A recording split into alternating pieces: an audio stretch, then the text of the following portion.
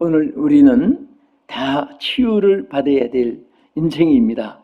그래서 모태로부터 우리가 태어나기 전부터 인간은 다 죄 중에 태어났다고 하는 이 한마디 속에는 전부 다 인류는 뱃속에서부터 이미 치유를 받아야 할 대상인 것을 성경에 말씀해 주고 있습니다. 그래서 오늘은 여러모로 영과 육에 관한 것, 생활에 관한 것, 은행 심사에 관한 것 하나하나 우리가 말씀의 치유의 은혜를 받는 메시지로 여러분이 전하고 또 여러분들이 은혜를 받는 중에 있습니다. 오늘 본문의 사도행전에 보면은 제일 처음에 베드로가 성령 받고 제일 첫 번에 고쳐진 환자가 안전병이었습니다. 그 이제 안전병이 하면은 조금 듣기가 거북하니까 새로 번역한 것이 걷지 못하는 자, 걷지 못하는 자, 그게 똑같은 뜻이죠. 걷지 못하는 자를 고쳐주신 겁니다. 그래서 이 걷지 못하는 안전병에 소위 우리로 말하면 신세타령이라는 말이 있어요. 그 신세가 좋다, 따분하다, 그런 평가를 하는데 이 안전병이나 신세가 어떤 상황이 있습니까? 세 가지를 구분할 수가 있습니다. 첫째는 나면서 안전병이가 됐으니까 얼마나 평생에 고생이 많겠습니까? 고통이 있으신 분들이고, 두 번째는 이 본문에 보면은 무엇을 얻을까 하여 성전에 무미에 앉아 있었다고 했습니다. 성전에 예배 드리러 가는 모든 사람에게 손을 벌리고 도와주세요 하고 이제 구걸하는 그런 아픔이 있는 환자고, 그 다음에 세 번째는 여기에 보면 사람들이 메고 왔다. 여기 사람들이 메고 왔다는 것은 남의 신세를 지야만이 살아가는 그런 형편을 의미하는 것입니다. 그런데 자, 이 사람의 형편이 우리 사도행전 3장 2절 한번 읽어보겠습니다. 나면서 못 걷게 된 이를 사람들이 메고 오니 이는 성전에 들어가는 사람들에게 구걸하기 위하여 날마다 미문이라는 성전문에 두는 자라. 그러니까 이 사람의 이 고통은 하루에 끝나는 것이 아니고 나면서부터 시작해가지고 날마다 이렇게 말했어요. 날마다 에브리데이, 매일매일처럼 고통 중에 이렇게 사는 그런 환자였습니다. 오늘 어떻게 보면 이것은 성전 미문에 앉아서 구걸하던 이 사람만 지적한 것이 아니라 오늘 이 땅에 살다가 간 인생들, 또 지금 생존하는 인생들, 또 앞으로 다가오는 또 모든 땅에 존재하는 인생들, 주님 오실 때까지 모든 사람들에게 해당되는 말씀인 것입니다. 그래서 여기 아주 중요한 것은 이제 하나님의 치유를 받아야만 된다는 이것이 아주 전제 조건이고 규정사실이고 필수 조건입니다. 오늘 여러분과 저도 과거, 현재, 미래 땅에 존재하는 인생들은 모두가 치유를 받아야 될 사람인 것을 고백하시고 또 믿으시기 바랍니다. 우리가 하나님의 치유를 받아야 될 필요를 느낄 때 하나님 손이 함께해 주십니다. 그런데 이 안전병이가 이렇게 비참하게 태어났고 또 비참하게 살다가 그가 일생을 마친 것이 아니고 여기 하나님이 일으켜 주시고 살려주신 이것이 복음입니다.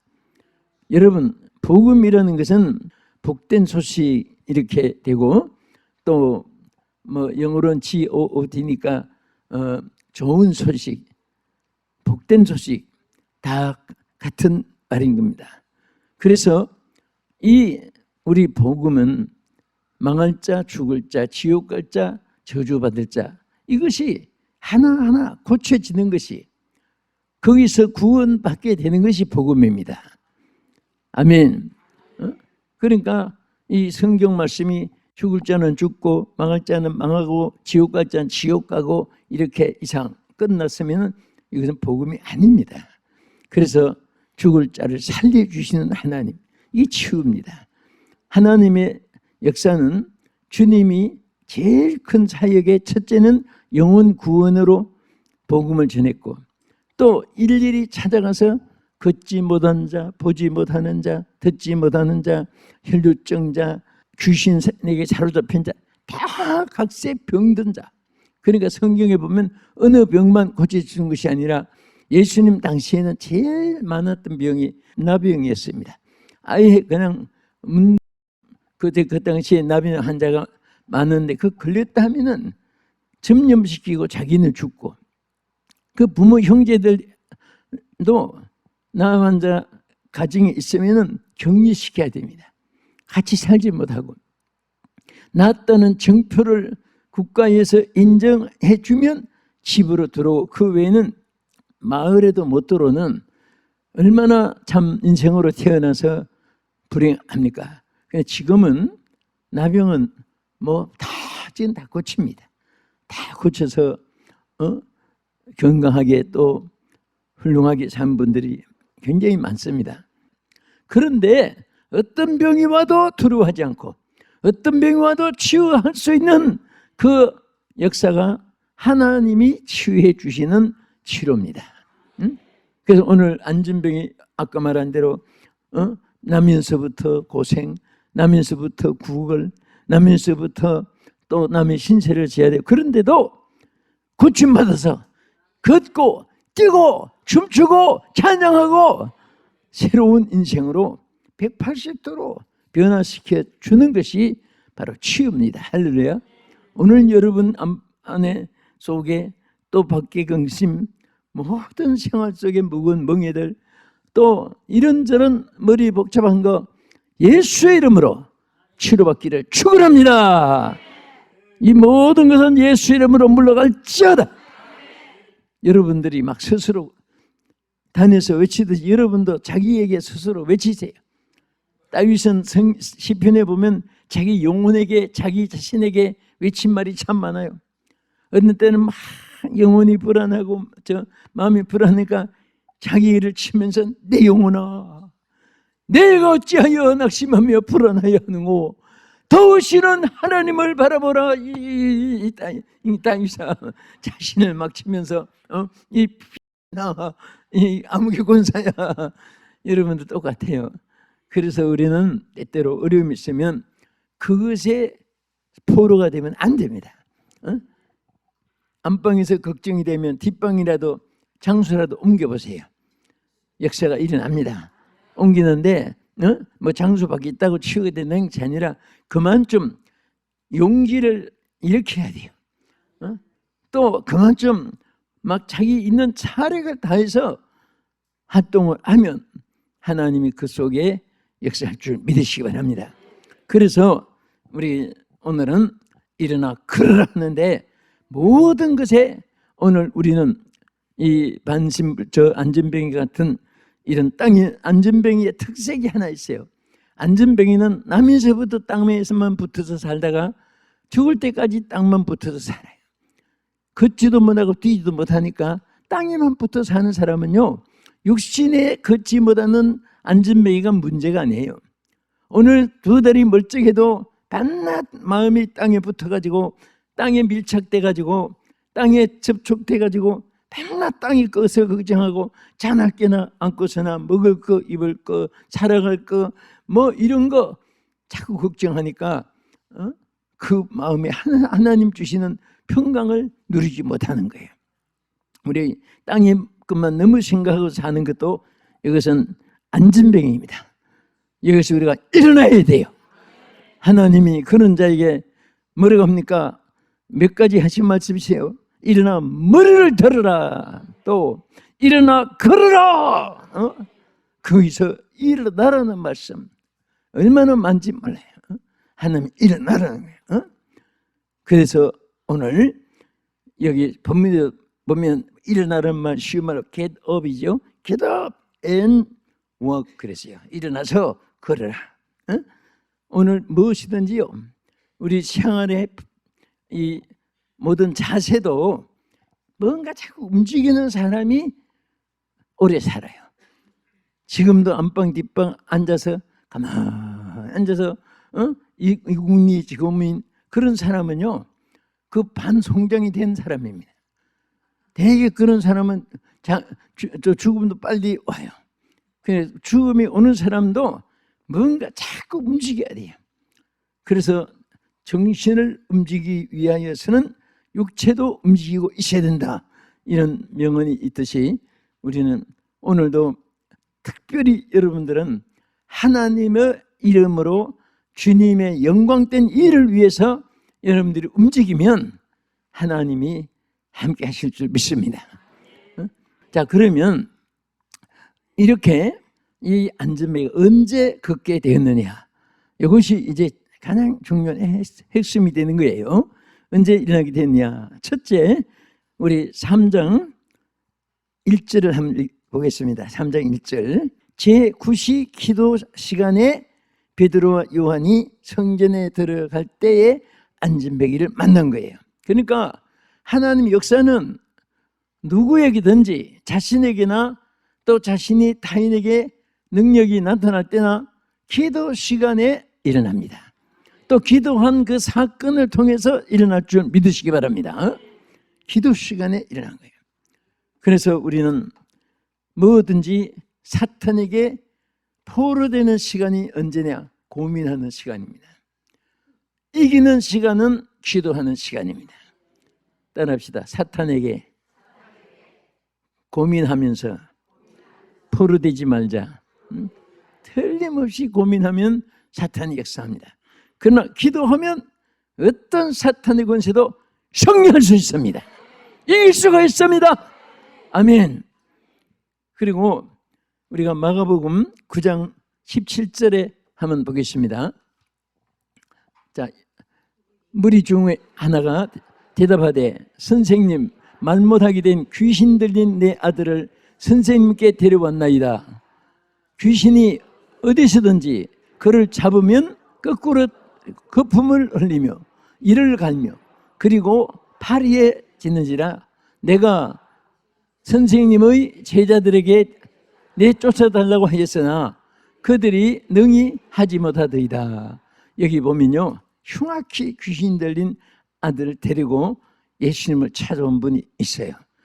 자, 여러분 보면요, 사실 눈에 보이는 물체, 액체 이런 것보다도 보이지 않는 무형체에 얼마나 힘이 많은지 몰라요. 요즘에는 전부 다 레이저, 무슨 전파 뭐 이런 거 가지고 전부 다 하잖아요. 핸드폰 아무리 뭐 이렇게 흔들어봐도 줄이 있거나 잡히는 것이 없습니다. 그런데 여러분 누르면 눈에 안 보이는데도 뭐 전국에 다, 또 외국에 있는 여러분들 가족들 자녀들에게도 이게 다 통화되는 거예요. 그런데 아무것도 안 보이잖아요. 오늘 보이지 않는 가운데 역사하는 큰 두 힘이 있어요. 하나는 귀신들의 힘입니다. 사람들은 귀신 들은 사람 못 이깁니다.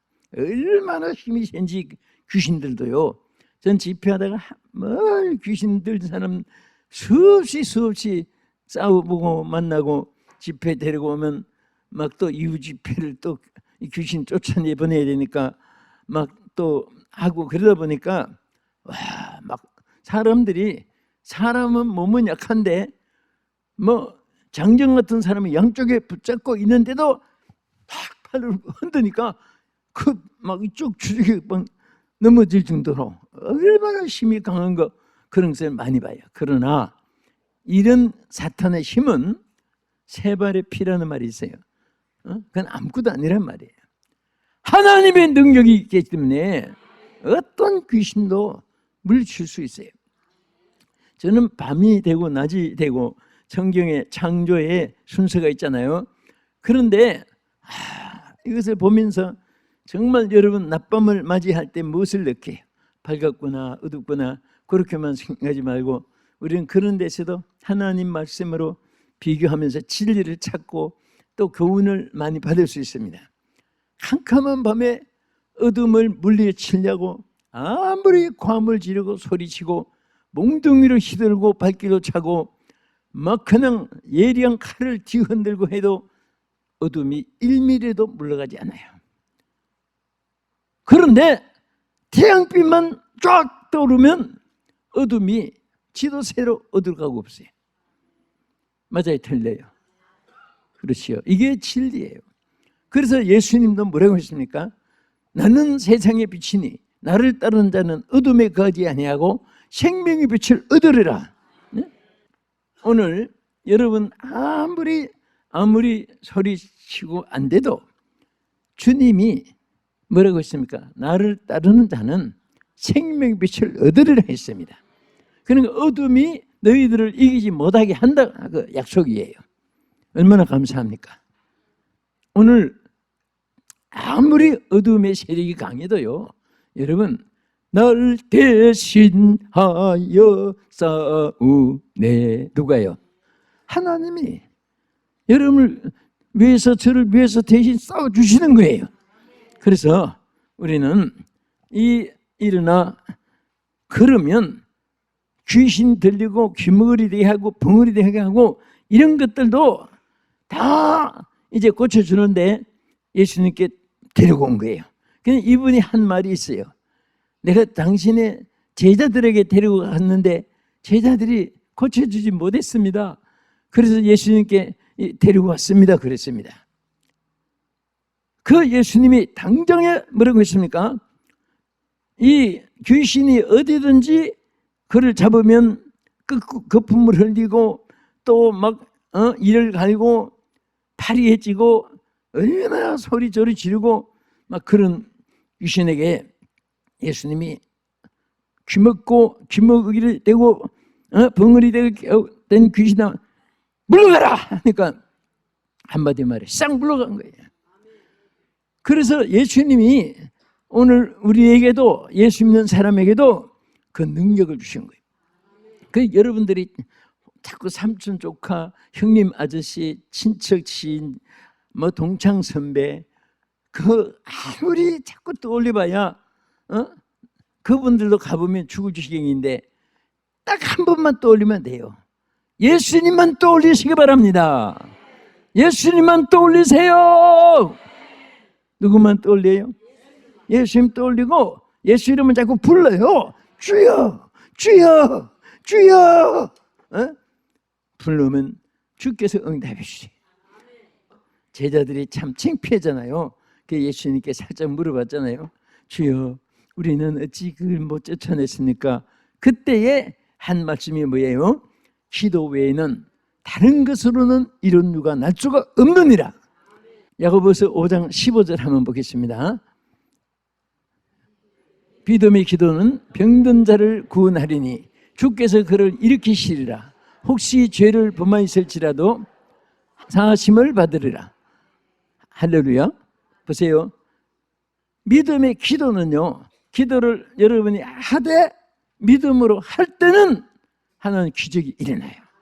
심지어 그 고쳐줄 육신의 치유뿐 아니라 그 모든 죄까지도 한꺼번에 다 치유해주고 사하여 주신다고요 약속했습니다. 그러니까 기도는요, 정말 우리 육신이 호흡을 안 하면 다 죽잖아요. 남자는 5분, 여자는 7분 안에 다 죽는데, 그래서 우리 기도는 호흡과 같이 귀중하게 해야 됩니다. 그 다음에 어떻게 해서 이 치유가 됐느냐, 우리 성경 말씀 한번 보겠습니다. 하박국 2장 20절 한번 보겠습니다. 오직 여호와는 그 성전에 계시니 온 땅은 그 앞에서 잠잠할지어다 하시니라. 여러분, 이 베드로와 요한이 안전병을 일으켜 준 자료가 되냐? 베드로와 요한이 제9시 기도 시에 베드로 요한이 성전에 올라갈 때 안전병기를 만난 거예요. 그러니까 성전을 가까이 했기 때문에 이 사람이 고침받았지, 저 어디 시장 바닥에 가서 손 벌리고 있었으면 이분들이 혜택이 없었어요. 그런 데 가지 않고 그래도 어떻게 구원해도 성전을 가까이 했기 때문에 수지 맞은 거예요. 이 사도행전 2장 46절 보겠습니다. 날마다 마음을 같이하여 성전에 모이기를 힘쓰고 집에서 떡을 떼며 기쁨과 순전한 마음으로 음식을 먹고 자, 여기 보면 날마다 찬미하면서 성전에 모이기를 어떻게 했다고요? 힘썼다. 여러분, 성전에는요 아무리 시간을 보내도 손해가 없어요. 성전에서 시간을 보내는 것은 하나님을 더 가까이 자꾸 만나는 것이고, 여러분 구걸하는 사람 옆에 있으면 하루 종일 있어도, 저도 나중에 쪽보신 제가 될 수밖에 없지만 옆에서 아주 부유한 사람하고 여행을 가면 때가 되면 자기는 돈이 하나도 없어도 옆에 부유한 사람이 식사 때가 됐네, 우리 식사로 갑시다 하면 다 사주지. 뭐 돼지 아니고는 혼자는 먹질 않아요. 그런데 우리도 전능하신 하나님 가까이 할수록 가난한 사람 부유하게 되고, 낮은 사람 높아지게 되고, 지질이 복이 없는 사람하고 늘 곁에 있으면 그도 참 이상하게 지질이 복이 없게 되고요. 복 있는 사람을 자꾸 만나면 어딘가 모르게 저도 신사숙녀가 되고 뭔가 자꾸 수입이 생기고 유효하게 되는 거예요. 그런데 사람은 다 악세사리 뿐이지만은 하나님을 만나는 사람 얼마나 축복입니까?